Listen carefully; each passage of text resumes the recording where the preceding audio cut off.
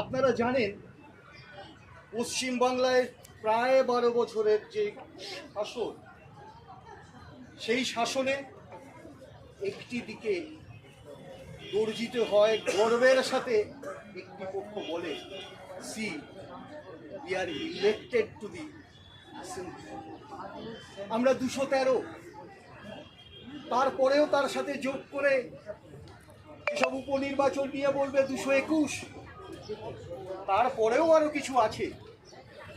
আমি কেনই প্রসঙ্গটা তুলছি, গণতন্ত্রের ধ্বংস কায়েমি স্বার্থের যে পরিমাণ বা যে পরিভূমি তৈরি করবার প্রয়াস 11 বছর ধরেই এটা হচ্ছে, যার ভূমিকায় আজকে এখানে দাঁড়িয়ে আপনারা আপনাদের বঞ্চনার শিকার হচ্ছেন, আপনারা গর্জে উঠছেন, আপনাদের সাথে সাধারণ মানুষ গর্জে উঠছে। সাধারণ মানুষ ফিল ইন্ডেক্স থেকে বুঝতে পারছে, তাদের নিজেদের অনুভূতি থেকে বুঝতে পারছে যে তারা সাধারণ মানুষও কতটা বঞ্চিত।